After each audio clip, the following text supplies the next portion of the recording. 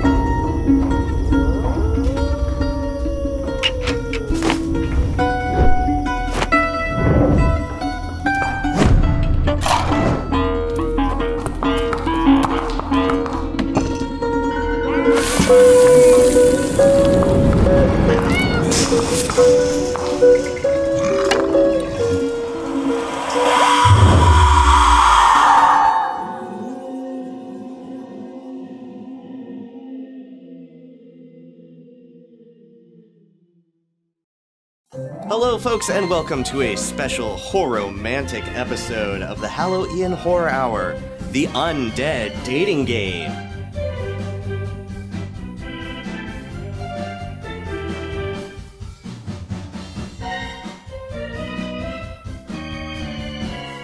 But before we meet our contestants and hear about our special prize, let's take a look at our first short, will you?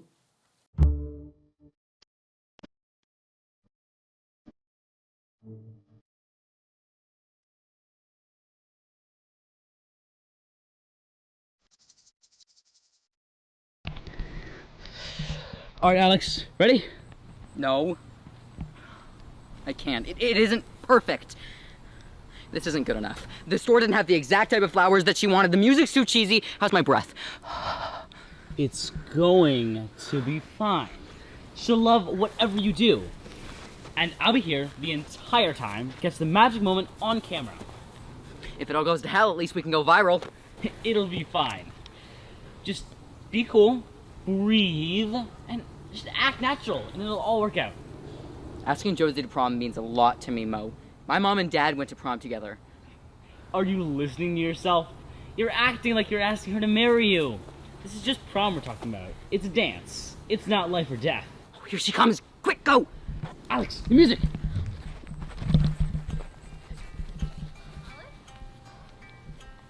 What's going on? Why all this cloak and dagger? You sounded so ominous on the phone. Oh. Whoa.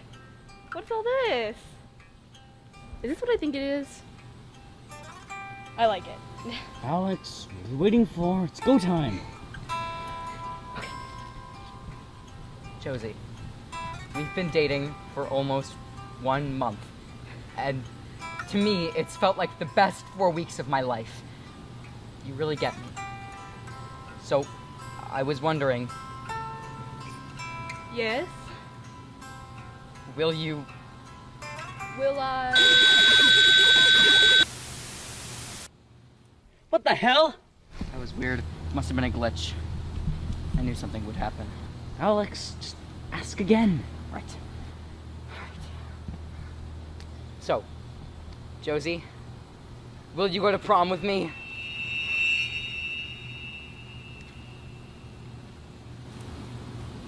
Did you hear me? Josie? Hello? Anyone home? Good one. Good one. Will I what? Josie? Okay. I know I made a fool of myself. You can stop making fun of me. Seriously, Josie, stop it. You're scaring me. Enough with that voice. Alex, I think something's wrong. Oh my god, what's wrong with her? Must have something with the noise. That would affect us too, though, right? I don't know. This is effed. Like, really effed. Come on, let's get help. Evie, something's wrong with Josie. Evie, why aren't you listening to me? Evie? What the? Evie! Will you? Alex, what did you do? This isn't my fault. Maybe that signal brainwashed everyone. Or this is a failed government experiment. Or a UFO? Oh, it's Becky. She's super smart. She'll know what's going on. Hey. Will you? Why do they keep asking me that, Mo? Hey, aren't you supposed to be babysitting Jean? Will you? Will I what? I won't be a zombie if that's what you're asking. Let's get out of here. Mom! What the? It's everyone! Let's get out of here! They're surrounding us. Exit strategy? I don't know. I'm freaking out. I am not okay, Alex. Shh. Maybe it's our voices. Maybe if we don't talk, they can't follow.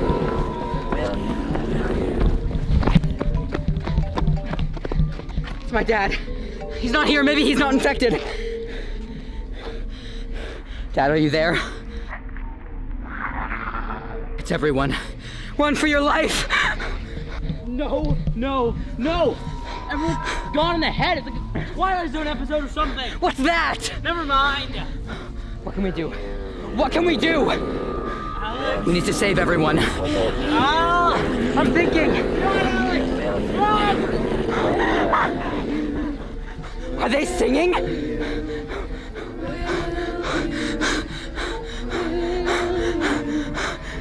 Are we in a cult now? What the hell is going on? Will you go to prom with me?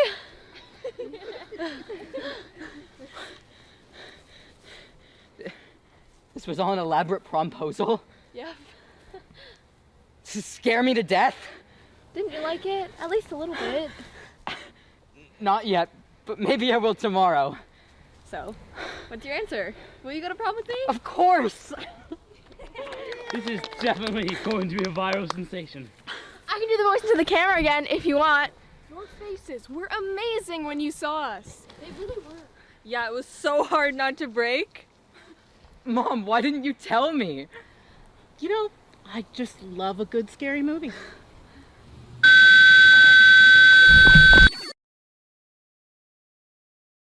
Hey, this is Dr. Dread from Dr. Dread Reviews.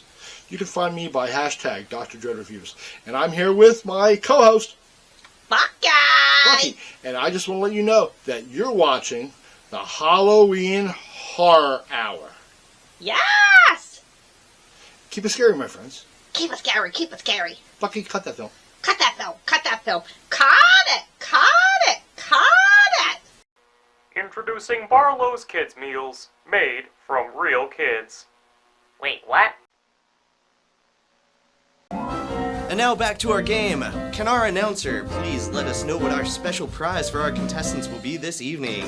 Sure can, Hallow. Our lucky bachelorette and her choice of one of these lucky bachelors will get to go on a date with our bachelorette to Anoka, Minnesota, the self-proclaimed Halloween capital of the world.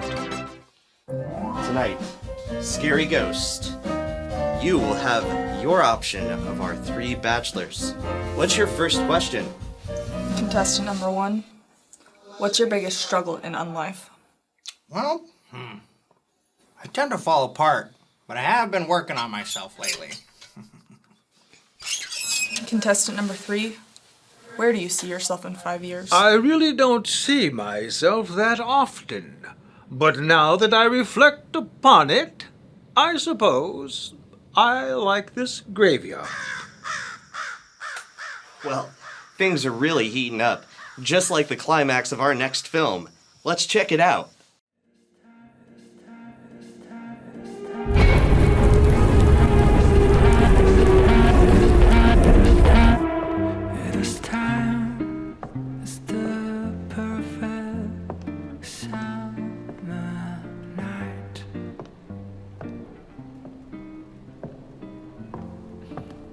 Hey, you. Fancy seeing you here. May I have the stamps? Yes, you may.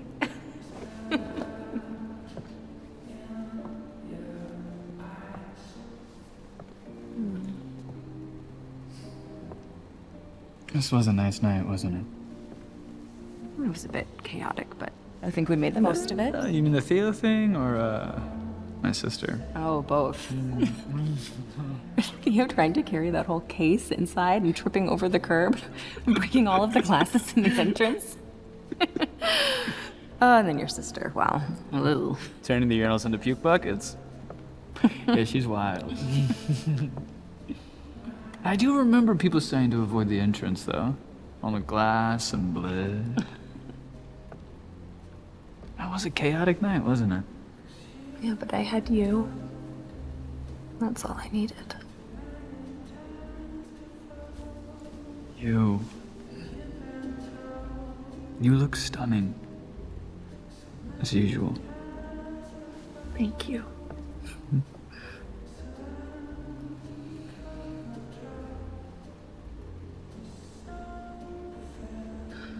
This hurts. This memory. Why this one? It was the last time we felt safe. What changed? You know. I wanted to believe that you had enough respect for me to not break your promise. But you did. And now I have to find what makes me truly happy without you. At least I can find comfort in knowing that I approached every conflict with love and honesty. You can't say the same. You always pushed me away, and I just wanted to be close to you. May. This time, no, you pushed me too far. You made me look like a fool, and you wasted my fucking time. May, I love you. Oh my God, shut up! You're a fucking hypocrite. We were beautiful, and you ruined it. I had to do something. I couldn't just stand there and take it, so I took that knife. And I penetrated you just like you did to her.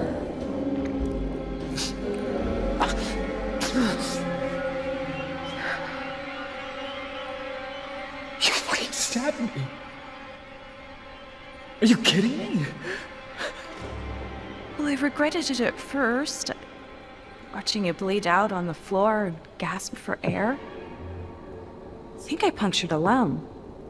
I didn't know you could do that from the back. May, are you out of your fucking mind? Punctured lung, your body won't float, but where am I gonna find a body of water in this city? And you killed me! Well, the neighbors would see me carrying you out. You fucking murdered me! I think the only other logical option is fire, but that just feels a bit too dramatic for my taste. You lit me on fire? Not yet. It's sort of poetic, actually. You burned down our world. May. No, I'll do the same to you.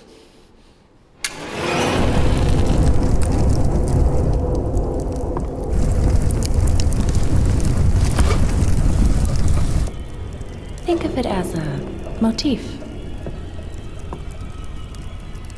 Hit it, boys.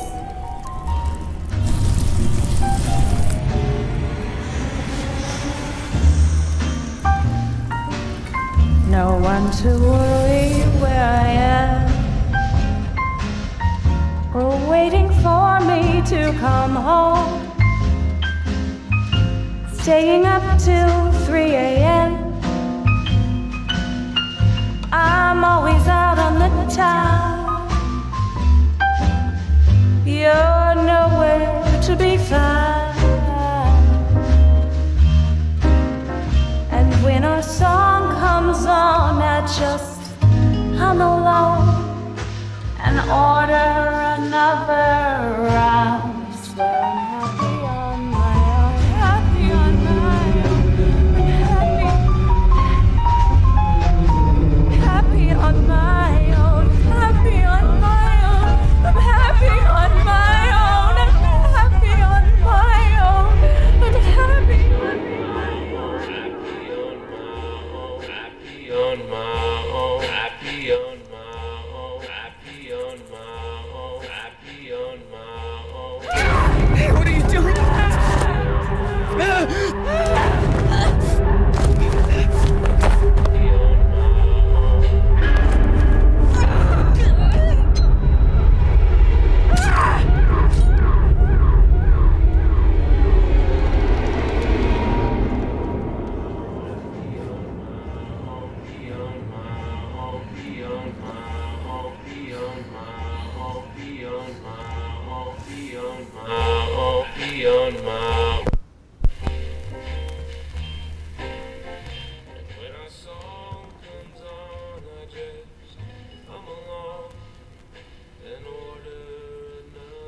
We were beautiful, weren't we?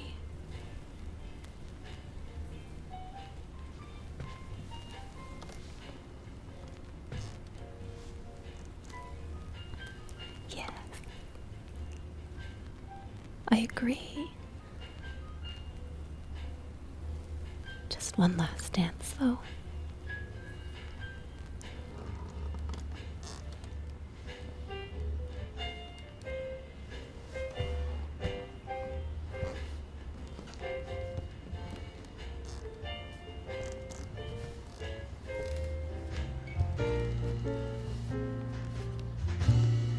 I'm happy on my own, at least most of the time.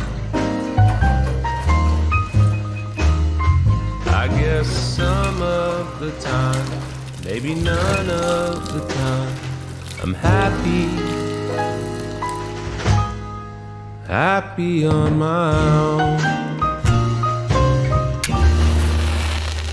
With love like that, I'd be happy on my own too, but we're trying to create a real connection tonight, something vampires and zombies can really sink their teeth into. So Scary Ghost, what's your next question? Contestant number 2, how long would you wait to pop the question? How's that for an answer? He has something about him. I just can't quite put my finger on it. This sounds like it's leading somewhere. For the sake of suspense, let's have a word from our sponsor. Hey Ghoulsters, it's your old pal Slash, no channel, Lone Wolf Cooper, horror host of Slash's Graveyard Tales and World Heavyweight Horror Hosting Champion!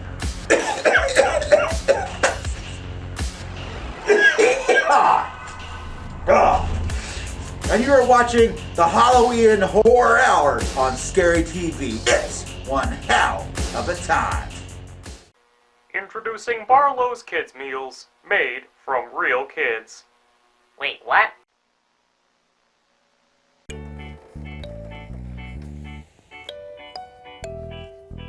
Oh boy. You're just going to die. Did you get that?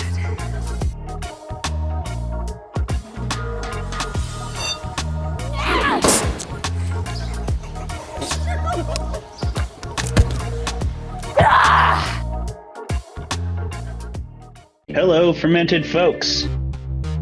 We have P. Jelly Clark, all Makatsu. We have Travis Baldry. Today we have a really special guest, Leopoldo Gout.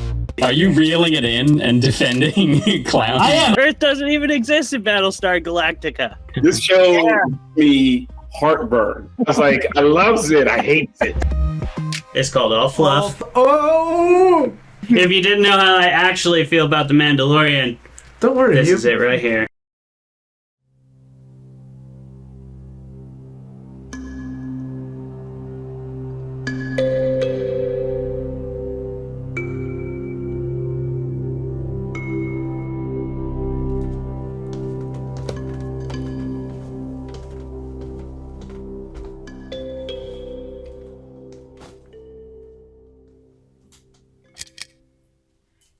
Hello, Dan.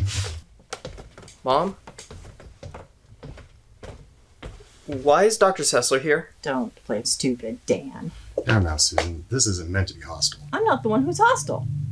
Whoa, put that down. What the hell's going on here? What's going on is your mother's concerned. When she called, felt it important to act as a mediator, so to speak. He's a glorified referee. I didn't even want him here. I just want to know what's up with this.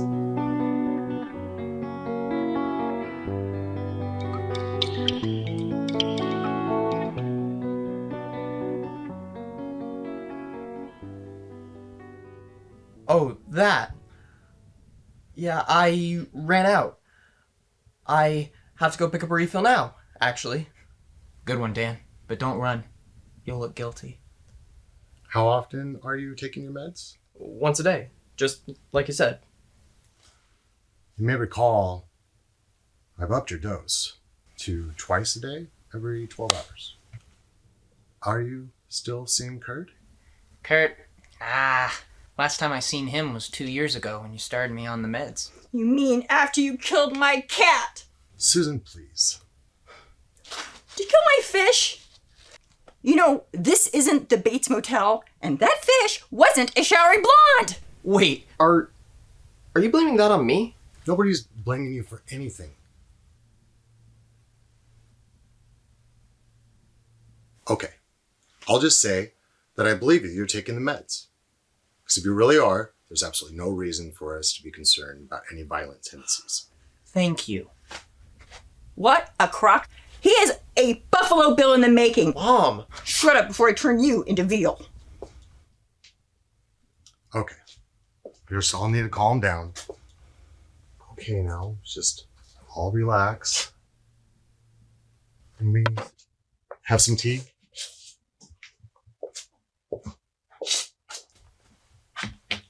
It's all right, Dan. She'll be all right. We'll be right back.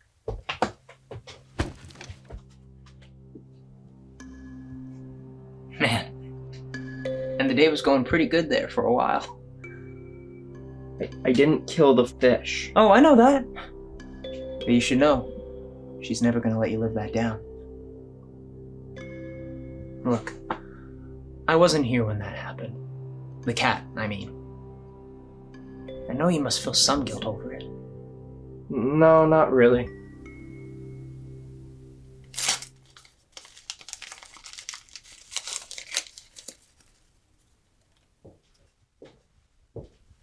The truth is, without me, you'll fall apart. And we can't let that happen. For your sake, for your mama's sake, I can't stress this enough. No pills.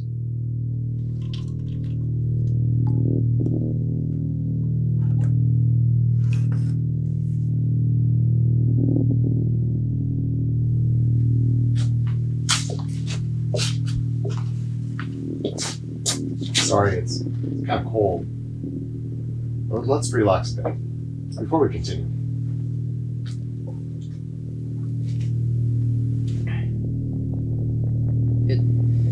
It has an undertaste. A chalky undertaste. It's new flavor. Don't mind that. The tea! Susan, what have you done? You know exactly what she just did. I did what needed to be done. Dan, please. Don't do something you'll regret.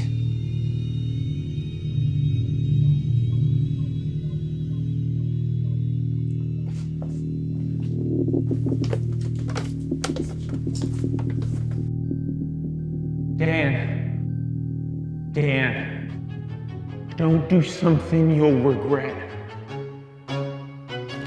Please. I'm not going to regret any of it.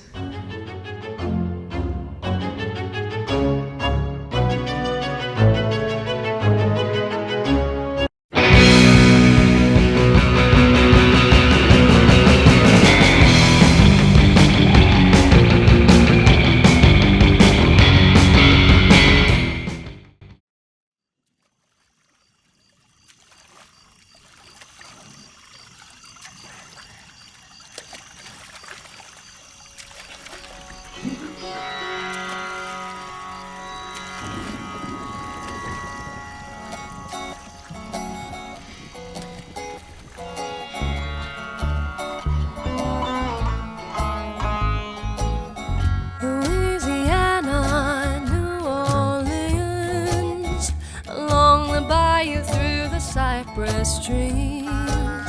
They call her Saucier Maracage. They say she's evil, méchant accent lies. Still the bravest seek her out.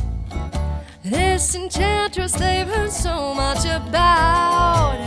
She once was lovely with raven hair, and if you ask her how long she's been there, she doesn't answer, only sighs. I can feel it, yes, soon I will die. See my garden withering from all the poison flowing downstream. I lived in peace here, young and free, but what they do to this earth is happening to me. She lifts up her sleeve to reveal how the veins atop her hands run thick with sludge like the rivers that carve the land. The trees grow barer with every day, her raven hair turning brittle and gray.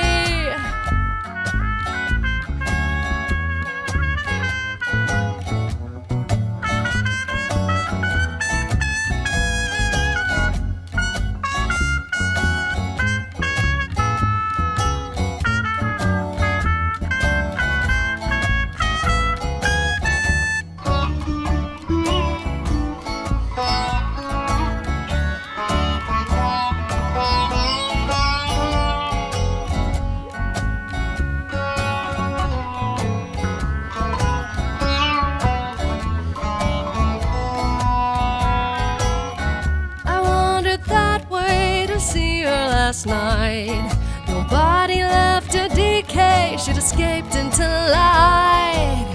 And as a fountain kissing barren earth, poured in her garden a farewell rebirth. No doubt she's still here, finally free. She smiles in her iris and sings as the dove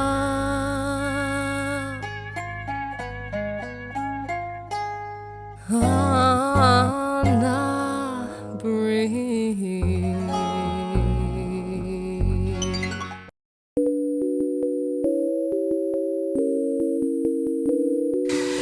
Hello and welcome to the Graveyard for another interview. I'm here with the head of the Seattle chapter of the Horror Writers Association, Brianna Motlotke. Welcome. How are you? Good. Good. Well, thank you for joining us today. We have you on to talk about Seattle Scares. Yes. So it's a mini segment. We have such a variety of horror writers in our chapter that I really wanted to showcase the different talents we have. And this seemed like the perfect opportunity to kind of get some of the lesser known work out there. And so Seattle Scares is a little bit inspired by the Twilight Zone and kind of like what you think of your classic campfire ghost stories where you're sitting around and you're just swapping stories at camp. And so each segment is an author reading a flash fiction piece, so something that's 1,000 words or less. And so they're all set in the Pacific Northwest, and they're all creepy in their own way. Yeah. Can you tell us more about the Horror Writers Association and what it is on a national and local level? Yeah, so the Horror Writers Association is the world's largest horror organization. So it is global. There's chapters all across the world. It is for writers, but it's, anyone involved in the world of writing. So there's screenplay writers, there's novelists, there's agents, all the different levels within the world of writing. And it has a bunch of different opportunities. There's the StokerCon, which is the annual horror convention, panels, workshops, the Bram Stoker Awards, of course. Yeah. And then they have the First Film Fest, I think is what it's called. But there's a lot of writing opportunities. And so locally, the Seattle chapter, we are relatively new. We're a baby chapter. We're about a year old. And so I moved here about 2 years ago, and I moved from the Chicago area. And so I was really involved in the Chicago chapter. And when I moved out here, I was a little disappointed there wasn't that already community established. And so I got the Seattle chapter started, and we've just been busy ever since. We meet every other month, and it kind of gives writers in the area that sense of community. People you can swap stories with, you can ask for critiques, you can just go to horror movies together. We're doing that now. Fantastic. But yeah, we do a lot of events too. So we had Spring Scares at Barnes & Noble in Kirkland, where we had about 12 horror authors, and we did round robin panels every hour on the hour. We were at Crypticon right next to you guys. So yeah, just a lot of different things, trying to create as many opportunities for engagement in and near Seattle as we can. Yeah. And how did you get involved in writing? What was your start? Yeah, so I guess I'm very much like a lot of people out there. I started writing in high school, really loved it.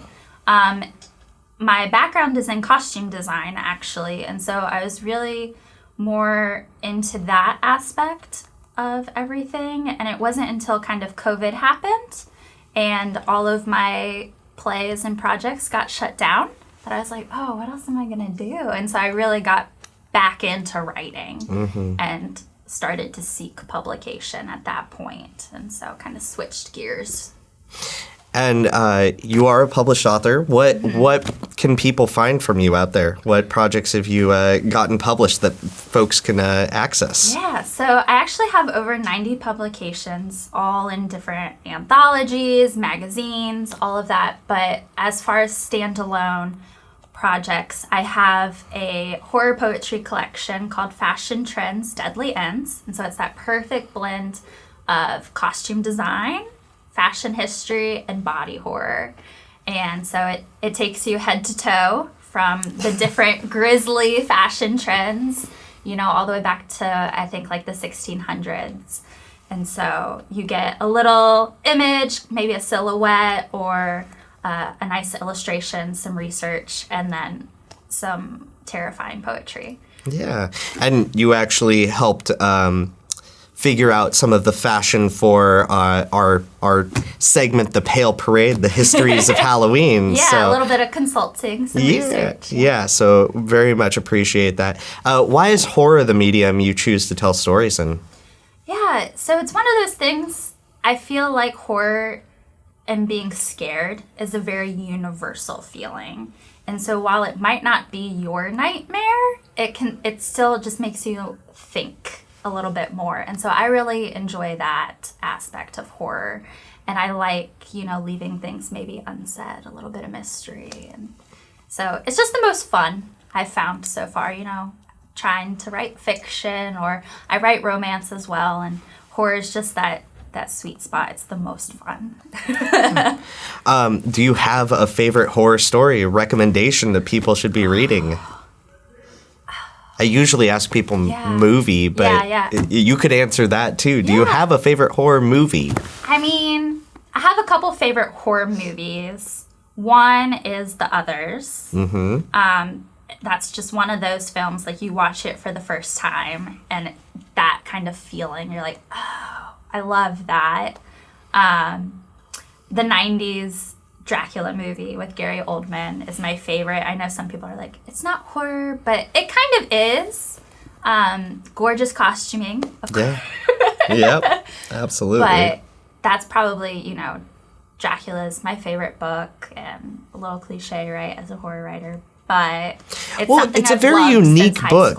Yeah, being told in that epistolary style and like having the letters go back and forth is a very unique way to tell a story. The only other one that really jumps to mind is Stephen King's Carrie, which is told in the newspaper clippings. Right. So it has a unique device as well as being an interesting story. Yeah. So. And I always say, if you're wanting to get into horror, pick up an anthology. Mm-hmm. You know, something that has 20, 30 authors in it. Because you're going to find somebody you like, and you're going to be able to go further into horror that way. And so that's always my, gateway. So what's your favorite anthology? Which one should people pick up right now? I really like the horoscope volumes. Okay. There's 4 of them. There's poetry. It's inspired by zodiac symbols and the traits. Ooh. And each zodiac has 1 poem and 2 short stories. Mm-hmm. So you get a mix of poetry, you get a mix of short stories, and they're all different. So it's like 36 authors. And I believe an author could only be in 2. So you're not getting the same voices in all 4 volumes. Wow. That sounds fantastic. I'll have to check that. Yeah, it's just like a massive amount of horror. Yeah. And this is a Halloween TV special. Do you have any traditions that you go, or rituals that you perform every Halloween? What about the holiday is exciting for you? I do, actually. So I am from the Midwest, and pretty much since college, I've never lived in the same state as my family. And so one of the things that my mom and I do every October is we send each other what we call spooky boxes. And so it's just like a giant box full of Halloween-oriented things. Mm-hmm. So it's like kitchen decor, it's the Count Chocula cereal, scary movies, just a crazy amount of stuff. She sent, this past year, I got a book of scary stories set in Ohio. So every October, I'm like, okay. Was it just the newspaper? No. Right? What can people be on the lookout for from you?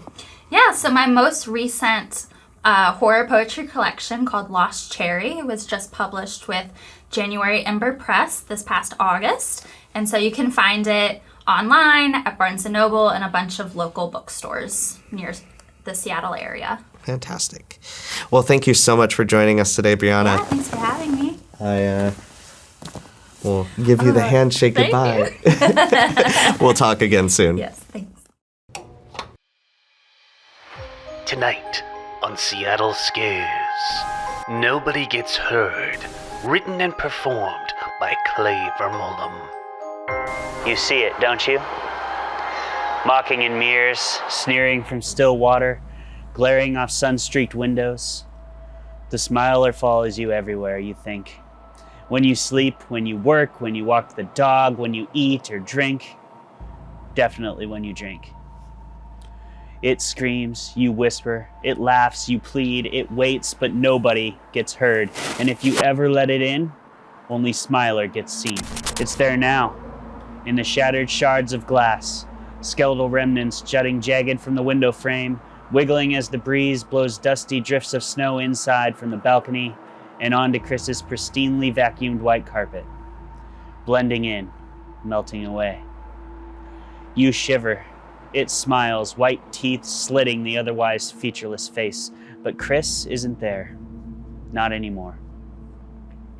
You hear the car alarm screaming from below your 4th-story Seattle apartment, an incessant honk, honk, honk, honk that just won't stop. You sob as you step forward on trembling legs, your throat quivering, tears down your cheeks. You mutter meaningless comforts and apologies and excuses and reasons and intentions. It was just a push. It wasn't even that honk, honk, honk. Chris shouldn't have. Chris has done so much worse to you. Honk, honk, honk. Chris started it. Smiler does a little dance, like inviting you to join, inviting you to smile too. It wasn't me. It was that thing. It smiles wider. It wasn't honk, honk, honk. Me. You're not looking down as you step over the threshold. First, you feel the bite of cold snow on your bare feet, then the sharp puncture of broken glass on the balcony, like the jagged beach petals on which you and Chris used to share your afternoons in bliss and joy. It stings, then stabs hot up your leg, but you take another step, then another, slipping slightly as the cold seeps into your bones. You lean into the wind and force yourself to look down, and it all comes rushing up. Everything from earlier that morning to the front of your mind. Are you serious right now? Chris asks, flicking ash over the balcony from a still smoldering cigarette. You really want to start this fight again? You just glare back, barely able to remember what the fight is even about. The dishes in the sink, the unfolded laundry, spending the third afternoon on Chris's favorite love seat, or maybe that hot person from the gym you mentioned in passing. Never mind that Chris points out attractive people on the street whenever they see one. Chris arches an eyebrow, waiting for your reply. You still haven't figured out what to say. Between the two of you, in the reflection of the sliding glass door, you can see the smiler, turning from face to face as you exchange words like it's watching a heated tennis match. That's what I thought, Chris says, smirking at you as they re-enter the house and lean against the door to casually meet your gaze. You know this look well. You hate it. It says, see how easy this is? See how I'm not getting worked up? Behind Chris, the smiling shadow grows and undulates. Stop talking down to me. Your teeth clench together so hard you can feel the strain searing into your jaw. Chris scoffs, their eyes rolling a full 360. Oh. They take a few steps toward you, fast, heavy, long. You take a few yourself until you're face to face. The lines of their chin and cheeks snap tight into razor-sharp angles as teeth bare into a spitting snarl. A little speckles your eye, and you go blind a moment. You're not sure when your hands went up, when they grasped the cuffs of Chris's collar. It's hard to tell when your hands left and the smiler took hold, but you pushed Chris back toward it, and it was ready, giddy for the chance. Smiler's arms, usually held loose at its sides like the shadow of someone standing bored in a line, now extended, take on the writhing form of twin tentacles, which latched around Chris's throat and torso, jerking them violently backward, cutting off their screams so that all the sound emerging from their still gaping mouth became that ear-splitting honk, honk, honk. You snap back to the present as someone screams from below. Someone's pointing up, another's making a call on their cell phone, another turns their nose pointedly to the snowy sidewalk and quickens their pace past the scene, as if that'll erase it. The tiny needling of snow prickles your cheek as the brisk breeze gnaws upon your ears and nose. The glass behind you crunches. You turn slowly to see it. Tall, lean, completely black, but for the white of its pointy teeth and the minuscule burning embers of those beady eyes. The tentacle arms writhe at its sides. One of them extends down to the ground and slithers towards you through the snow like a winter serpent, while the other wriggles through the air towards your chest. You try to take a step back, but your butt hits the edge of the balcony and you flinch as the cold metal pricks through the thin cotton of your shirt. Smiler's feet dance a little jig. Those teeth turn one by one into a condescending smirk, just like the look Chris always gives you. Honk, honk, honk. The look Chris always gave you. One tentacle shoves your chest as the other pulls your legs up from under you and you go cartwheeling backward over the balcony. You hear more screams, honking, shouting, police sirens and squealing tires on frozen asphalt, and as you plummet toward the already shattered sedan below, you see the smiler watching from the spider-webbed fractures of the blood-streaked windshield on which Chris is splattered like an insect. It waves at you. It smiles. You wonder, no, pray, maybe for the first time in your life, that it can't follow you wherever you're going next. And now, for the final question. Each contestant will get a chance to answer this question from our bachelorette. So what question do you have for them, scary ghost? You could give me one thing to win this date to Anoka, Minnesota. What would you give me? I think I'd give you half of my Halloween candy. I'd make sure you saw all the sights.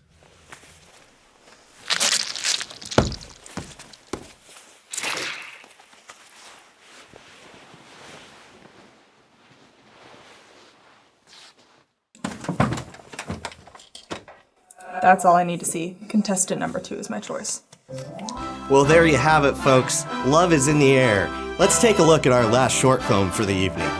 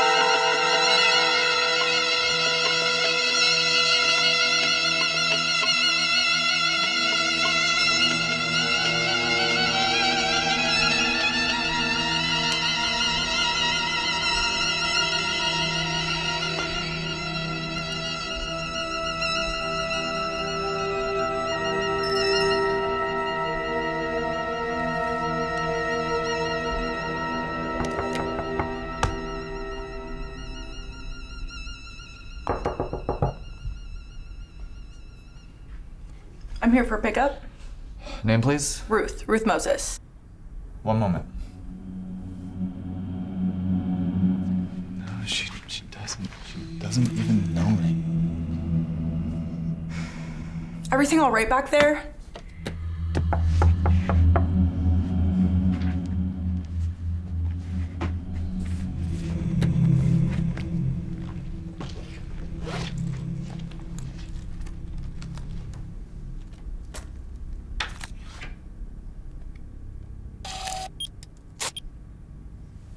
Thanks. Thank you. Have a good day.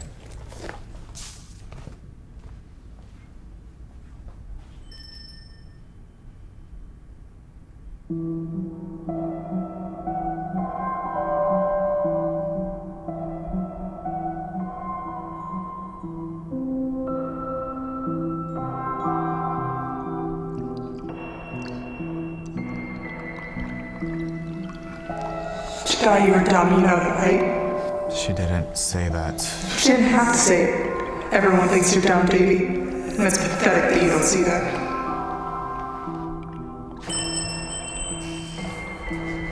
Afternoon, David. Afternoon, sir. Pretty slow day, yeah? Yes, sir. Yeah, I'll tell you what. You help me put all of these up, and you can get out of here early. Sir? I'm already around, plus Saturday. Pretty sure you got better things to do, yeah?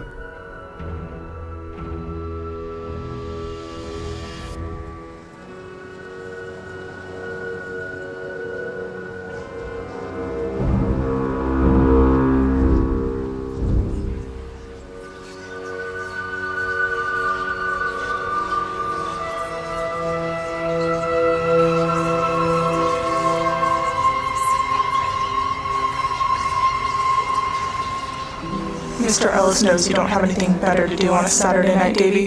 He just doesn't want you around. You're a loser. No one wants you around. Mr. Ellis is nice to me. Besides, I do have something to do. What? Oh, you mean Caroline?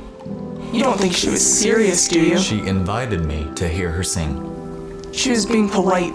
She thought you were a creep. She said you should come hear me sing on Saturday.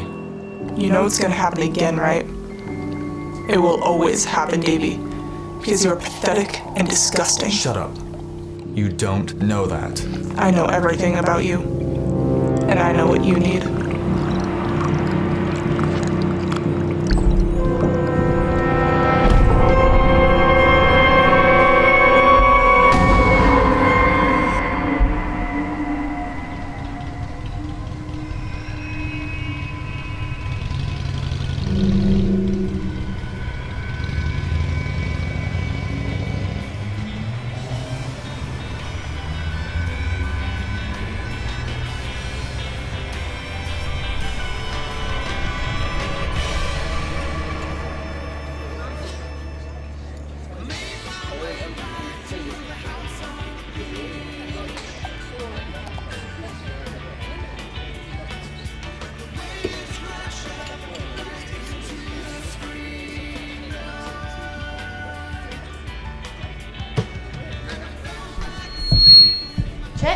Check.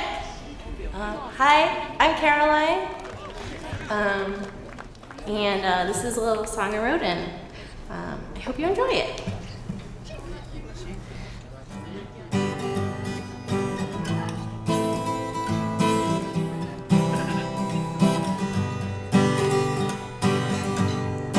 I've been really trying to get back home to you. But honey, I ain't lying when I'm telling you the truth.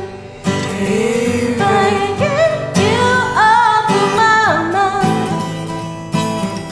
Try what if I could, but I can lay it all on the line.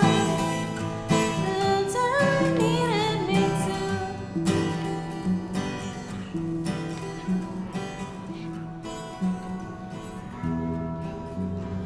You think she's gonna like you?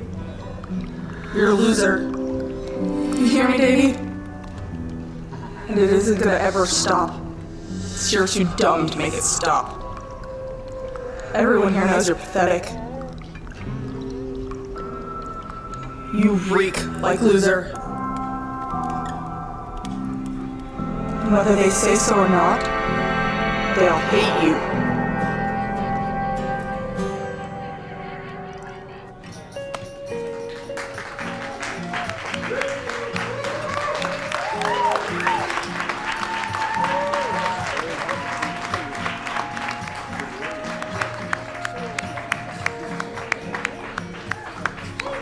Hey, you did so good. Thanks so much for coming. Yeah, thanks for inviting us. This was Yeah. so fun. Caroline.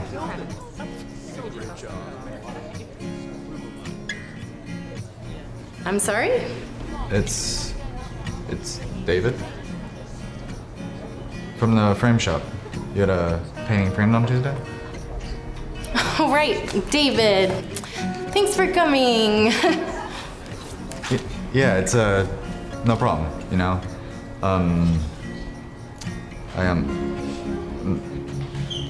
You asked me to come here to sing? I did? You don't remember. I remember you said you liked my painting, and I said you should come hear me sing. Right, and I said okay, and here we are. Thanks for coming. David. It's David. Oh, well, David, have a great evening.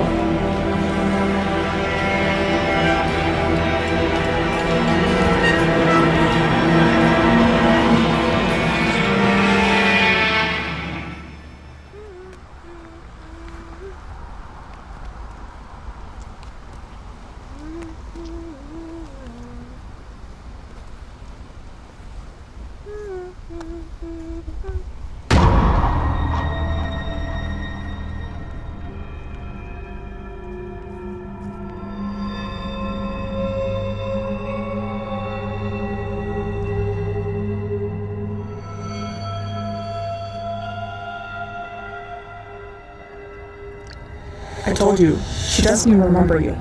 I just want to talk to her more. You're a loser and a liar. You don't have the guts to talk to her. Shut up. This time is gonna go differently.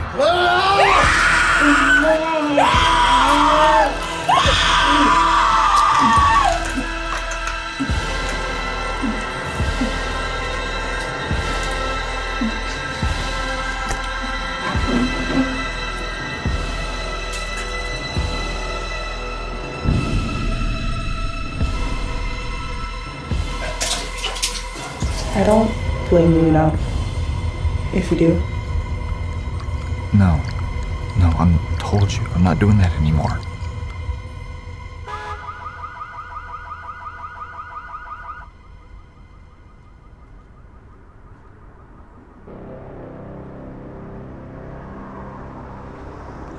She hated that you came tonight. I know. Don't you want to feel better? Yes. Her heartbeat in her fingers as she touched her hand. Yes. You need to. Do it, Davy. Do it. No.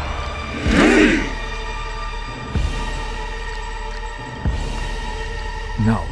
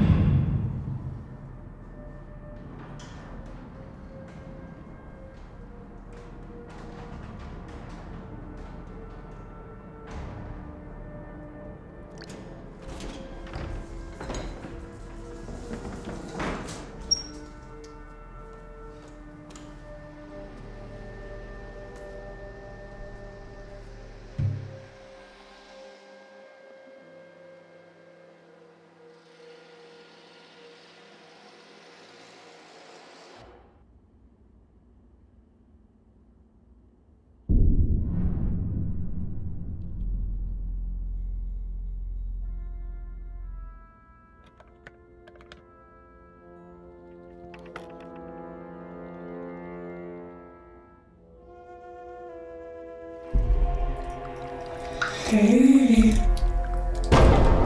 Why'd you do this to me, Davy?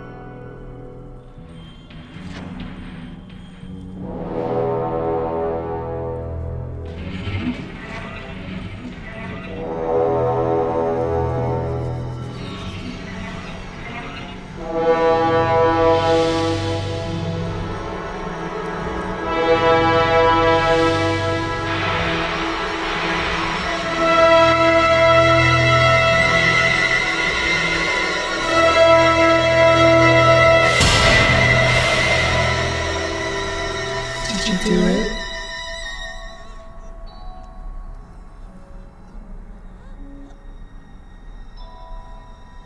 It's okay. Shh. It's alright.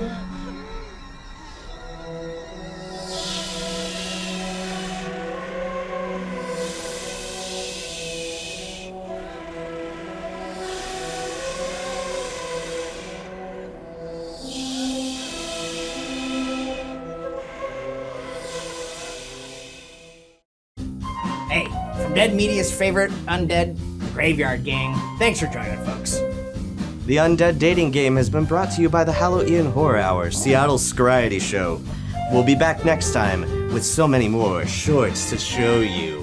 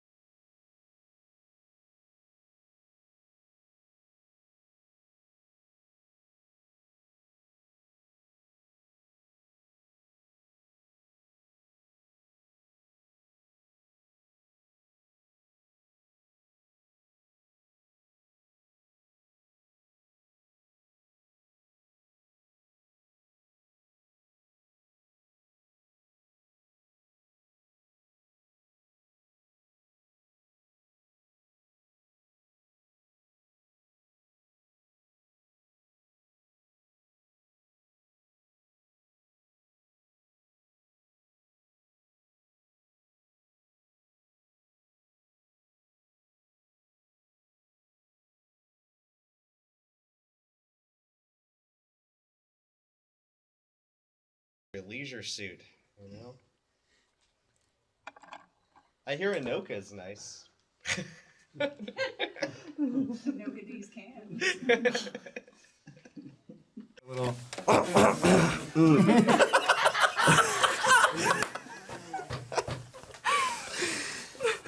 And there you have it, folks. Love is in the air.